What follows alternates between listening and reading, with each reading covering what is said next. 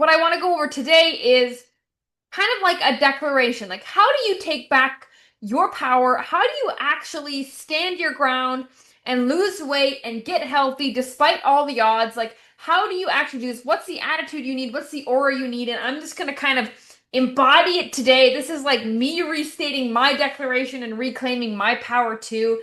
And so let's just go for it together here. So I just want to like publicly state for the record here, I struggle with anxiety. I worry. I fear about the future. I overthink things. I also struggle with depression. Sometimes I feel sad. Sometimes I feel sad and I know why. Sometimes I feel sad and I don't know why. Sometimes I'm sad on a sunny day. Sometimes I'm sad on a rainy day. It's an emotion. I also have my fair share of insecurities. This outfit doesn't look good on me. Why can't I look like her? Oh my gosh, my crow's feet are getting deeper. I have my insecurities too. I also have jealousy, right? Jealousy. Why is that person farther along? Why am I not there? Why do they have that? I suffer from jealousy. Um, I struggle with imposter syndrome, right? I'm not worthy. I'm not good enough. The rug's going to be pulled out from underneath me. I suffer from and I struggle with and I wrestle with and I feel every emotion that there is to feel as a human, as I'm sure you do too. I'm sure I said one emotion there that you're like, me too. Why am I telling you this? Because these are all really good reasons to kind of crawl into a ball. Let's be honest. Life's really tough. They're really good reasons, and sometimes they're very persuasive reasons. Um, but the difference between somebody who's successful, somebody who's happy, somebody who reaches their goals versus somebody who always stays stuck on the diet roller coaster is they take somebody else's excuses and they take their own excuses and they turn them into reasons. All of these what we call negative emotions, all the emotions that I say that I feel with that I just listed off, they are not excuses as to why I am not successful. They are the reasons that I am successful. All these negative emotions, they're only negative because we said they're negative, right? The only reason we know what sadness feels like is because we've experienced joy and happiness. How would you explain being cold? Well, cold is the absence of heat. Cold is not a real thing. Cold doesn't exist. We only know what cold is because we felt warmth. Does that make sense? Cold isn't a thing. Cold is a relative term, right? Like how cold are you? Well, how much heat is there not, right? Like if it's you go to Canada and it's, -40 on a winter's day, that's cold if you're used to living in LA. But if it's Canada and it's -40 and you go to Mars, well, it's way colder. Or on the moon. Don't test me on my space theory here. My point is, you go to space, it's bloody colder than it is in Canada. All right. Shout out to my fellow Canadians. My point being, cold is like a figment of the imagination. And same with heat, right? It's hot, in Florida in the middle of July, but it's hotter on the sun. So it's cold in Florida compared to the sun. So all of these labels and these things that we've attached things to, they don't mean anything. And so if they really don't mean anything except what you choose to attach them to, why don't we switch what we attach them to? Why don't we say I experience anxiety, which instead of, it being crippling me from making decisions or making me the reason I stay stuck and overthink, why don't you say, no, I'm an overthinker, which has really helped me and prepared me in life. It steered me clear of a lot of dangerous situations and it makes me prepared for the future. Right? Instead of saying, depression holds me back and I can't get out of bed. Sure, it comes with that, but you know what it also comes with? The experience of what pure joy meant, if you can actually define your sadness as that deep of depression. Do you know what it also does? It can also say that you're extremely empathetic. You experience emotion so deeply that you're able to relate to other people better, that you're able to listen to people better. There's pros and cons on every side of all these negative emotions. Imposter syndrome, not being good enough. Guess what that means? You always keep trying. You try harder. You level up. You never stop growing. You never stop trying to learn more. That's a pro of imposter syndrome. Jealousy, knowing that you can always be better. Maybe we just stop putting it towards something else and someone else and just put it towards us. I'm jealous of future me, so let me go chase her.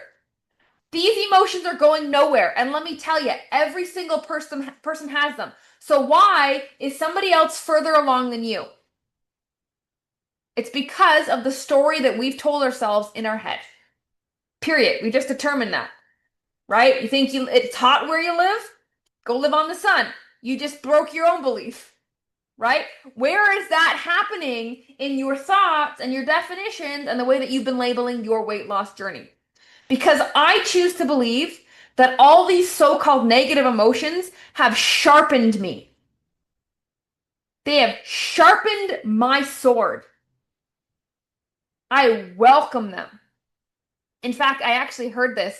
Ryan sent me this video, and it was like, God or the devil. Sometimes the devil doesn't send any hardships your way because they don't want you to turn to God. Whether you're religious or not, you get the idea. So, what are these hardships? What are these negativities? What are these challenges? What's your opportunity to sharpen your sword? To turn to your God or your joy, whatever it is that's the root of where you're going to find happiness, success, and goals. And so instead of thinking it's dulling your sword and it's holding you back, I choose to believe that everything that I have gone through, whether I label it good or bad, has been the reason I can stand here today with a sharp sword. That I can cut through whatever is going to be thrown at me. Whatever demon is going to come my way, I am not going to be phased. Will I still have struggles and challenges? Sure. Will I still have bad days where the anxiety, the depression, the insecurity, it feels too much and I forget who I am for a second? Maybe. But then I remember and I get to go use my sword. Because sometimes we've just kept our sword in its sheath. Sometimes we've never even had to use the sword. So we forget who we are. We forget that you're skilled with the sword. You forget that you practice and you sharpen that sword often. But because we do not take on these challenges as just that, challenges, life will be pretty boring without them. So why do we complain about them? Right?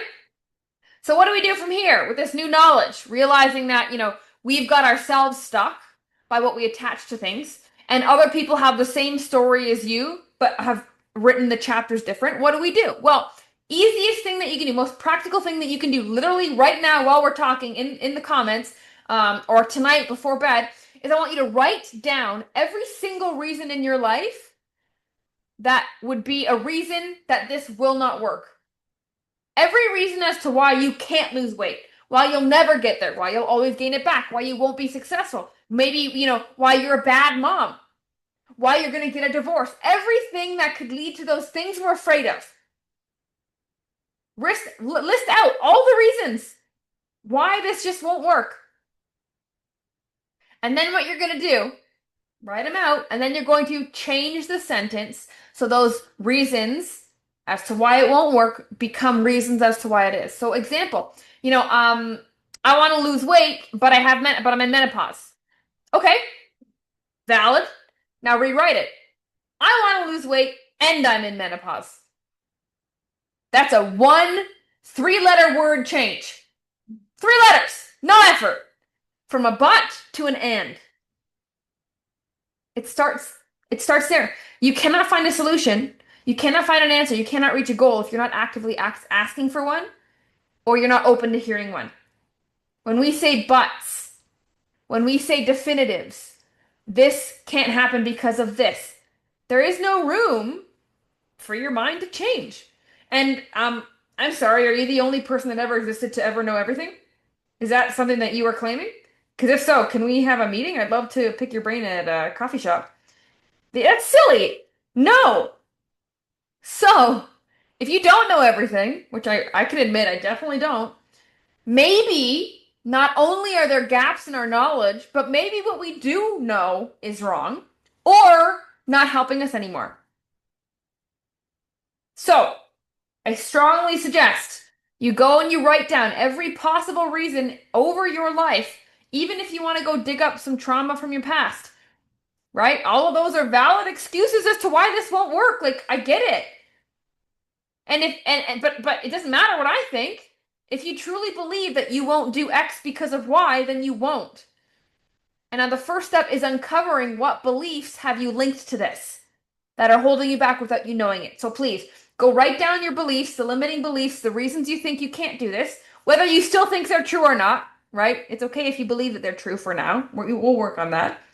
And then literally right underneath, rewrite the sentence. Okay? I want to lose weight, but I have menopause. I want to lose weight and I have menopause. And so every time that fear pops up, that anxiety that this isn't going to work, this isn't for you, you can't do this, it's too hard, you already have a sentence to repeat to yourself because you've already preemptively tried to rewire that thought. And that's where it all starts. That's where it all starts. You know, the saying perception is reality is true. You know? Like I live in a different world than you live in the world you live in. Just based on how you perceive reality, the sunglasses that you have that look through life, the filter that you look through. We all have these filters. My reality is different from your reality, which means I created my reality, which means I can literally change reality, like Doctor Strange and all the weird Marvel meta universes that are taking over the movie theaters. It's kind of true to some degree. And if you don't think it is, like, why not adapt that philosophy? Because it's kind of helpful. Because I choose to attach myself to things that maybe they don't make sense to you, but they're helpful if they were true. You know?